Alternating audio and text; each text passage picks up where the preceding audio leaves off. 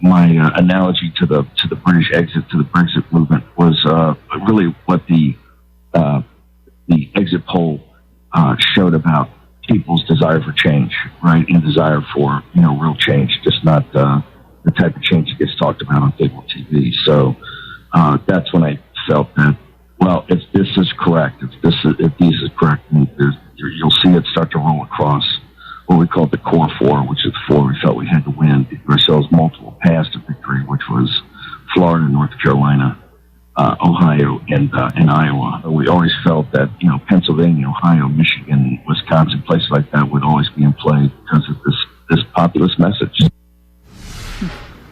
Let's springboard off of that and have a conversation. I've got with me here in D.C. CNN Politics Executive Editor Mark Preston, CNN political commentator S.E. Cupp, Reed Wilson is here, national correspondent for The Hill, and CNN chief political analyst Gloria Borger. Actually, S.E., my twin in purple on this day after election. Let me begin with you. Just listening to Steve Bannon, he talked about he thinks it was people's desire for change. Yeah, and specifically not the kind of change that you hear about on cable news. And I think that's interesting. He's right, because in polite circles, and I like to think that cable news is still a somewhat polite circle, you don't openly court white nationalist voters. And so I think in identifying the kind of change that maybe other people were embarrassed to acknowledge, maybe a little bit in denial about, in putting that front and center, and I think Kirsten Powers noted this in an earlier segment, sort of a nostalgia factor to a certain group of people who want to restore what they had and think that the people around them are the reason they don't have it anymore. I think he's absolutely right that they were willing to have that conversation.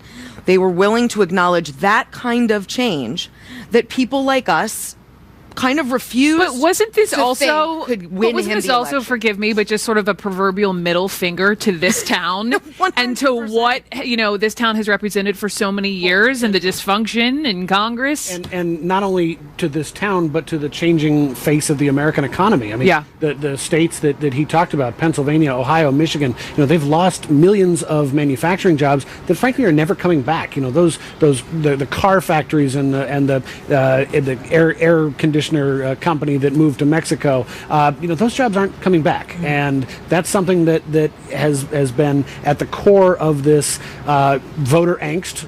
In this case, very specific voters in those very specific states for a very long time. I mean, going on 25 years now. It starts with the things that Donald Trump has railed against: NAFTA, CAFTA, the Trans-Pacific Partnership. I mean, those trade deals impact the nation as a whole on a positive. They impact those specific voters very negatively. Well, and my friend Crystal Ball has a great piece up right now on Huffington Post. I know you know her. It's called, the headline is "The Democratic Party Deserved to Die."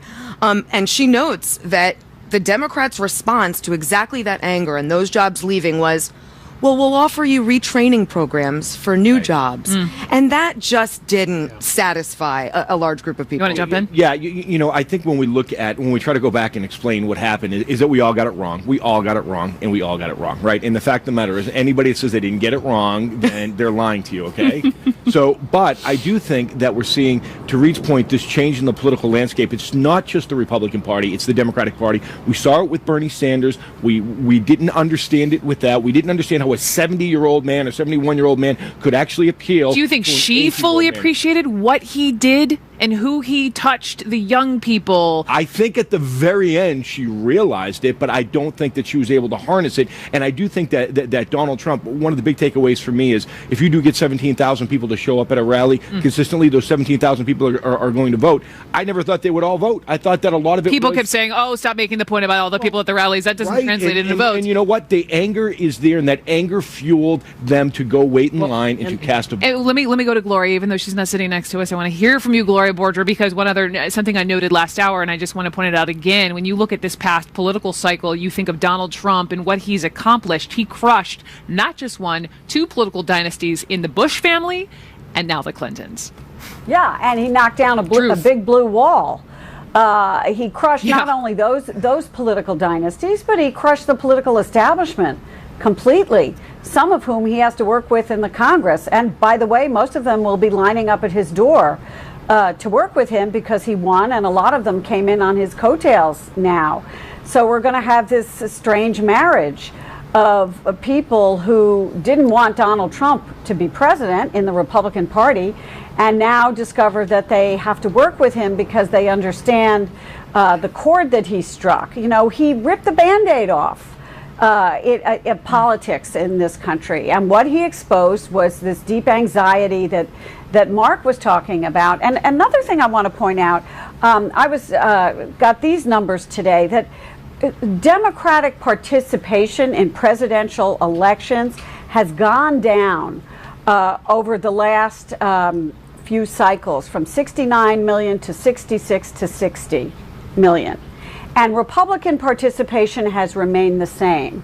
So if you're a Democratic poobah and you're kind of looking at this and you're saying, gee, we lost 9 million people over the last few cycles, what are we doing wrong here? And where are they going? And why aren't they coming out? And that's something Bernie Sanders, I think, spoke to, but it wasn't something that Hillary Clinton tackled particularly well. Well, I mean, now it's not just a Republican who will be in the White House. It is a Republican, a majority across the board, Congress and this House right here on Pennsylvania Avenue. Do you think, if Speaker Ryan was like on his hands and knees for how many months, this is his dream scenario, is it not? Well, this is not his dream candidate, but this is definitely his dream scenario. Of course. I mean, you can't understate how extraordinary this wave was. And I think in part, it's for all of the things that we've talked about, the economic factors, but it's also that Hillary Clinton was a singularly terrible candidate, and not like secretly.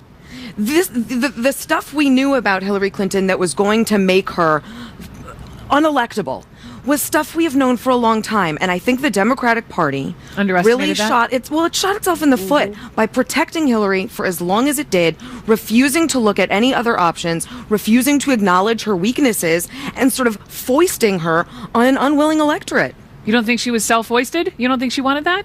Oh, she absolutely You're wanted just saying the Democratic Party should have offered up. Absolutely protected and insulated, and there's no doubt about that. Two things about going forward, right? Yeah.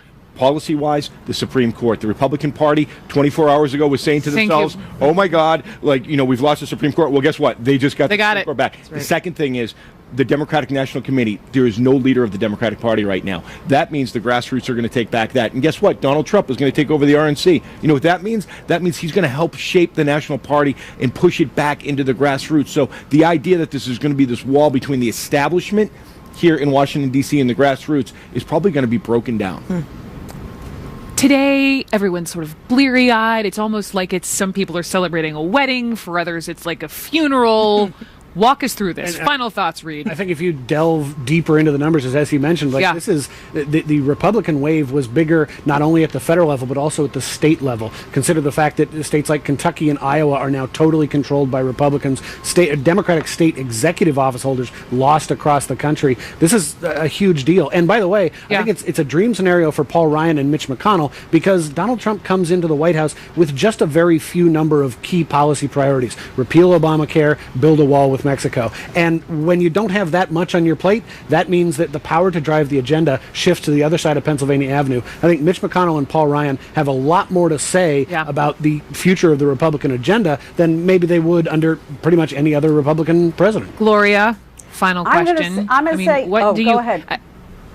No, I just wanted to ask what you would think. Hillary Clinton, other than taking a very long, deep sigh, breath, maybe a good cry, what is next for her?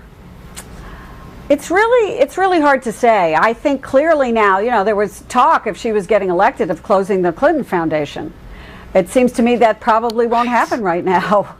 And I think that she's got to rethink everything. After you've spent, 30 years in public life, and suddenly you're not in public life, and you have a loss that people think you should have won, you have to reevaluate. What was so striking to me about Hillary Clinton, and Dana Bash and I were talking about it earlier with our chief digital editor here in D.C., Rachel Smokin, we were talking about the fact that the first thing Hillary Clinton said today was, "I'm sorry," which women always say the first thing she did. when they do something wrong, right? When we lose. And it was sort of striking to us to hear that from Hillary Clinton, because you could see that she was taking the burden on herself, and that she felt that she had disappointed all these people, particularly women, who supported her and had worked with her for decades. So I don't think she's going to rush into doing something completely different. I do think she has to kind of reevaluate where she is in public life and in private life. Okay, very quickly. Just very quickly, we talk about dynasties at the top. Let's close it with this. Chelsea Clinton, we saw on stage. There's rumored that she's going to be running at some point in the future. And George P. Bush, who was one of the Bushes, who actually got behind Donald Trump. Wow. In Texas. Boof, Mark Preston, thank you. Thank you all so much for throwing that down. Coming up here, one of Trump's